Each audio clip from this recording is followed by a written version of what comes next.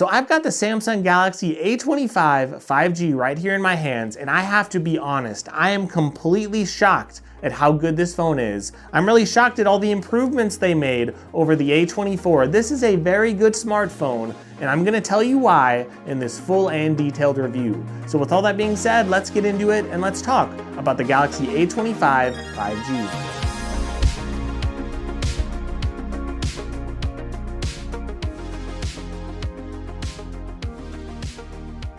So a lot of people are sleeping on budget phones like this, but this year in the US, we have the Galaxy A25 5G and it retails at $299. And that might seem a little steep when we have a lot of other competition out there, but I've already seen this phone go on sale to like $260 or so at Best Buy. So this phone, it's a very interesting proposition because this phone has a headphone jack, it also has a micro SD card slot, it has 120 hertz on the display. It also has 2 speakers, and the speakers are very good this year. I was shocked at how good the speakers are. This does have 4K video as well. There's a lot to like about this phone, and yes, there are some compromises, but I was very, very surprised at how good this phone performed for the money and how good this phone was in general. And all of that does start at the design because yes, we are going to see those little compromises that some of us don't care about, like a plastic back, but honestly, plastic can be fairly durable, so I don't mind it.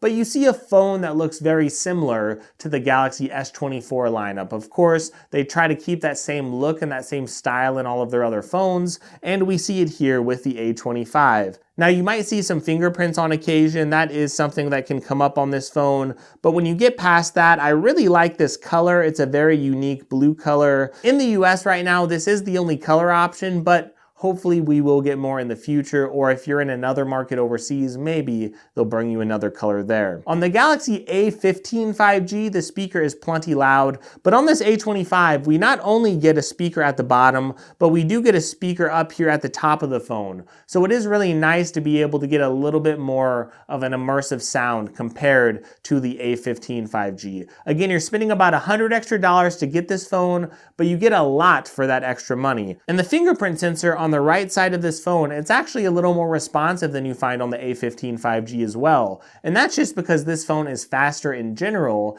and that does actually help the fingerprint sensor to be a little bit more responsive there. Now, if we look at the front of the phone, you are going to see a really nice display. Of course, you are going to see this little teardrop notch. I'm not a big fan of that, but it's not a huge deal. Yes, you have those bezels, but these are things that are honestly, for a normal consumer, these compromises are going to be more than okay. And shockingly, if you look at the display, the specs on this display are very, very good for the money. And honestly, they are very surprising to me because this has a Super AMOLED display with over 1000 nits of peak brightness. It has a really nice resolution and it's a 120 hertz display. I say this all the time, but once again, Apple can't do it on their $800 phones, but Samsung is doing it here at $300. A full 120 hertz refresh rate with AMOLED, it is very, very impressive, and you're not going to find a lot of phones with an AMOLED screen around $200 to $300, so I'm very, very impressed by that. The colors look great, it looks great when I'm watching content. I'm not picky at all about this screen, like it is going to look very, very good with pretty much everything that you're doing. Of course, it's not going to be like those $800 or $900 phones, but if you compare it to a lot of other phones out there, Samsung has great display technology and they really brought it to this phone. And overall, I'm just very, very impressed by my entertainment. I'm very, very impressed by how fluid things are whenever I'm scrolling through this phone. So I absolutely love the display. And the performance is another area where it's pretty good on this phone. No, it's not going to be as good as some other phones, but you have to remember what this phone packs in for the money. This does have an Exynos processor. It's a Samsung Exynos 1280. I don't know if there's other models in other countries. There might be some other variants with other processors. But here we have the Exynos 1280, and that is pretty good overall. This phone is very responsive when I'm scrolling around. It's very responsive when I'm going from app to app and whenever I'm just bouncing back and forth between things. And it does actually open things up fairly quickly. Now you are going to notice some stutters on occasion, or you're going to notice a little bit of performance hiccups if you are pushing this phone to the absolute limit. And the main area, honestly, that this phone is going to be slower is if you're trying to game on extremely high settings, or if you're trying to do things that will just take a lot of power. This phone does perform very similarly to a lot of other $300 or $400 phones. It's not as good as something like the Google Pixel 6a, so you will get slightly better speeds on something like that, but it is still going to be pretty close to that. And whenever you're loading things, you might have to wait an extra second for something to pop up or to load, but I don't think you're going to experience a ton of hiccups whenever you are going through your daily stuff. You might just have to wait for an extra half a second whenever you're opening something.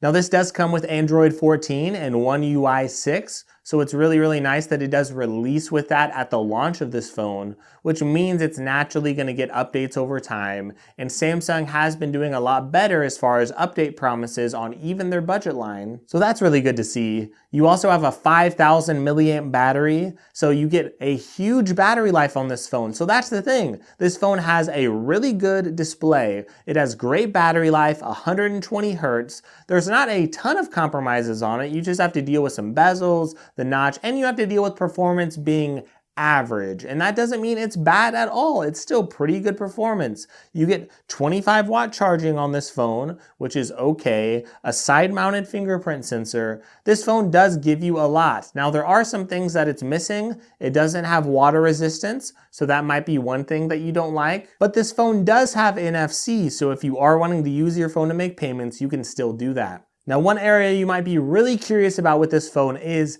the cameras. And I have to say, I was actually pretty impressed by the cameras. Now, one negative on the cameras is there is that Samsung shutter lag. You do get some shutter lag if you're trying to take some pictures of very fast moving objects, or if you have kids like me and they're constantly squirreling around. Yeah, you will have to deal with a little bit of shutter lag there. But if you go out and take pictures out in nature, maybe you go to the park or something, you could get some really nice shots with this camera. I was actually pretty impressed with it. And not only do you get a 50 megapixel camera, which is really nice, you do get these secondary cameras. To be honest, I don't really like them. I don't think they're worth talking about because most secondary cameras in $200 or $300 phones, they're not going to be very good. But you get an 8 megapixel ultra wide, that's a little bit of an upgrade from last year. And you get a 2 megapixel macro camera, which honestly I don't think most people are going to use anyway. But these budget manufacturers, they just think they'll look bad if they don't put 3 cameras in a phone. But the one thing I was just really impressed with was the 4K video. I was very surprised to see that the 4K video did hold up fairly well. It actually had pretty good quality. I'm not saying it's as good as a $500 or $600 phone, but the 4K video did very well. Even portrait shots, I thought this did fairly good with portraits if I was taking some portraits of myself.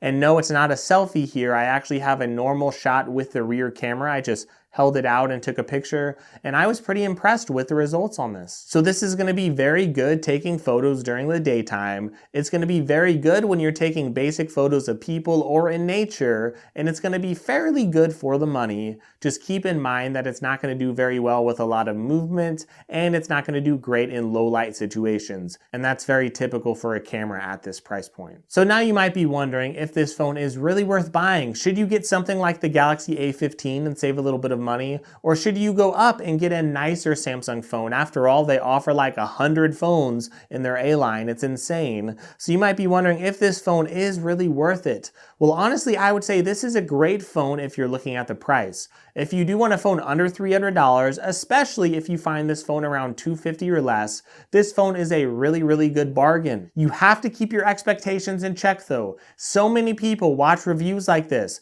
and then they buy this as their first Android phone, and they've had like $1,000 iPhones in the past, and then they get frustrated and they hate Android forever because they're comparing this to a $1,000 iPhone. That is just really dumb to do. If you have had $1,000 Android phones, don't buy this and expect it to meet every need you have, right? It all depends on your expectations. But if you're used to phones around $200 to $300, this is going to be a very nice surprise for you. It has a gorgeous AMOLED display. The performance is not perfect, but it's still pretty good overall, and you get a really nice 120 Hz refresh rate. You get a nice dual speaker setup with really good speakers. You get 4K video, and you actually get a fairly decent camera. Again, not as good as a Google Pixel, not as good as another $500, $600, $700 phone. This isn't technically even as good as something like the OnePlus 12R, but almost all of those phones are going to cost more, right? But when you compare this overall to the Pixel 6a, or if you even compare it to the Galaxy A15 5G,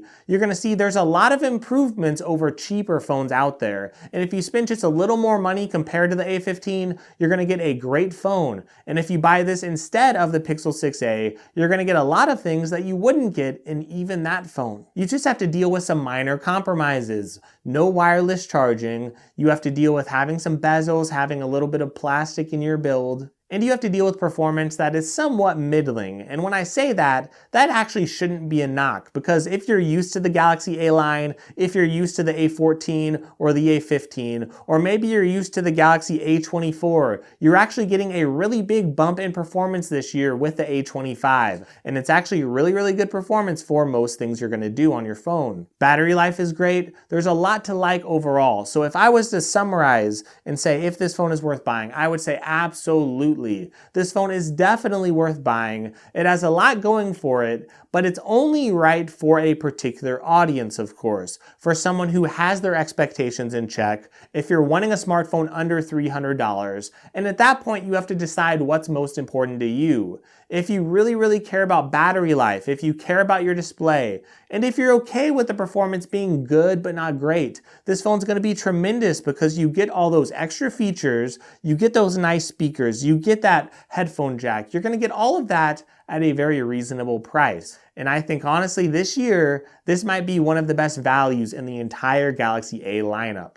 So hopefully this video has helped you out. Hopefully you did enjoy it. Please give me a like if you really like this video, and give me a sub as well to my channel. That means a ton, of course, to me. And another way that you could help me out is using those links in the description. Seriously, that is a really big way to help me out. If you're already gonna buy this anyway, you might as well check my links out and check out the sales there. So thank you so much for watching this video. And if you have any more time, feel free to check out some other videos as well, because I have quite a bit of Samsung content.